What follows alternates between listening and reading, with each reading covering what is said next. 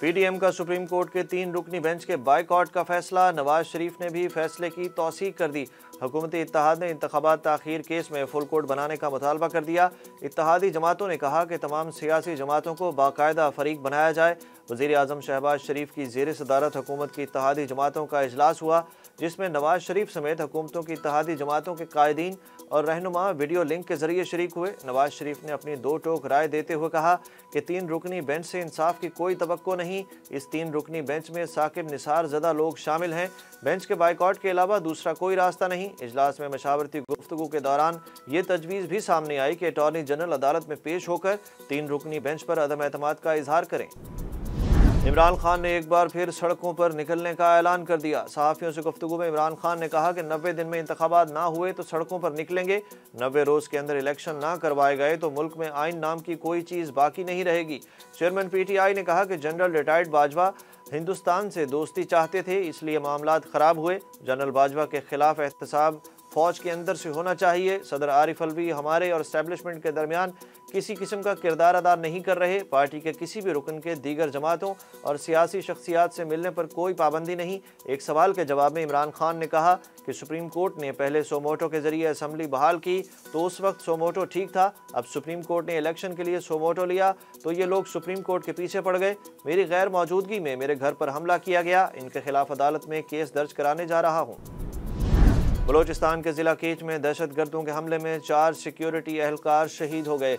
ISPR के मुताबिक दहशतगर्दों ने ज़िला केच में पाक ईरान बॉर्डर पर जल गई सेक्टर पर हमला किया। शहीद जवानों में नाइक शबीर अहमद, लांस नाइक मोहम्मद असगर, सिपाही मोहम्मद इरफान और सिपाही अब्दुल रशीद शामिल हैं। ISPR के मुताबिक दहशतगर्दों ने ईरान से पाकिस्तानी बॉर्डर पेट्रोल फोर्स पर हमला किया। हमले के बाद ईरानी हुक्काम से ज़रूरी रब्ता किया जा रहा है। Supreme court practice and procedure bill की तौसीक खटाई में पड़ गई। सदर ममलिकत ने बिल पर आइनी और कानूनी माहिरीन से मशावरत शुरू कर दी। सदर आरिफ अलवी ने आइनी और कानूनी माहिरीन से इस्तफसार किया कि supreme court practice and procedure bill की ज़रूरत क्यों महसूस की गई। सदर ममलिकत को वफाकी वजारत कानून से भी राय लेने की तजवीज़ दी गई। ज़राए के मुताबिक ऐवान सदर की कानूनी टीम से भी सदर आरिफ अलवी की मशावरत जारी, जबकि तहरीक इंसाफ के बाज़ कानूनी माहिरीन ने सदर को बिल की मंजूरी में इल्तवा का मशवरा दे दिया, जबकि सदर आरिफ अलवी 24 रोज़ तक बिल को रोक सकते हैं, जिसके बाद बिल कानून बन जाएगा। तोशा खाना से मुतल्लिक नैब की तलबी को इमरान खान की अहलिया बुशरा बीबी ने अदालत में चैलेंज कर दिया। इस्लामाबाद हाई कोर्ट ने दरखास्त को समाअत के लिए मुकर्रर कर दिया। इस्लामाबाद हाई कोर्ट का 2 रुकनी बेंच पीर को दरखास्त पर समाअत करेगा। बेंच में चीफ जस्टिस आमिर फारूक और जस्टिस सुमन रिफ़त इम्तियाज़ शामिल हैं। अदालत से मुतालबा किया गया कि दरखास्त पर फैसला आने तक नैब इंक्वायरी को तफ्तीश में तब्दील करने से रोका जाए। हुकूमत ने जस्टिस काजी फ़ाइज़ ईसा के खिलाफ क्यूरेटिव रिव्यू वापस लेने की दरखास्त सुप्रीम जुडिशल कौंसिल में दायर कर दी। दरखास्त में इस्तदा की गई कि हुकूमत जस्टिस काजी फ़ाइज़ ईसा के खिलाफ दायर अपील वापस लेना चाहती है। हुकूमत इस केस की पैरवी करना नहीं चाहती। इंसाफ के तकाज़ों को मद्देनज़र रखते हुए मुकदमा वापस लेने की इजाज़त दी जाए।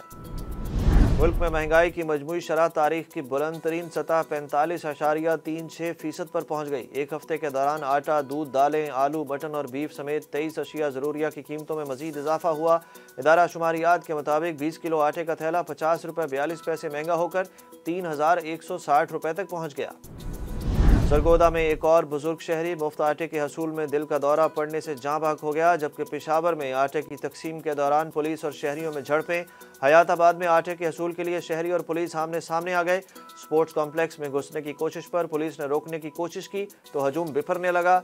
शहरियों को रोकने के लिए पुलिस की जानिब से लाठी चार्ज और आंसू गैस का इस्तेमाल किया गया। इस पर शहरियों ने एहतजाज करते हुए सड़क बंद कर दी, पथराव किया और हयाताबाद स्पोर्ट्स कॉम्प्लेक्स के शीशे तोड़ दिए। पुलिस ने मुजाहिरीन को मुंतशिर करके आटे की तरसील बंद कर दी। भारत की अपोजिशन जमात कांग्रेस के पंजाब के रहनुमा नवजोत सिंह सिंधु को 10 माह बाद पटियाला जेल से आज रिहाई मिल गई। भारतीय मीडिया रिपोर्ट्स के मुताबिक नवजोत सिंह सिंधु के मुसद्दिका ट्विटर अकाउंट से इनकी रिहाई का ऐलान गुज़श्ता रोज़ किया गया, जबकि इनके वकील ने भी इस पेशरफ्त की तस्दीक की।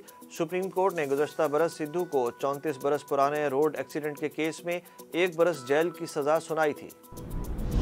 कराची की मकामी अदालत ने साइट एरिया में भगदड़ से होने वाली अमवात के मुकदमे में फैक्ट्री मालिक समेत 9 मुलजमान का 5 रोज़ा जिस्मानी रिमांड मंजूर कर लिया।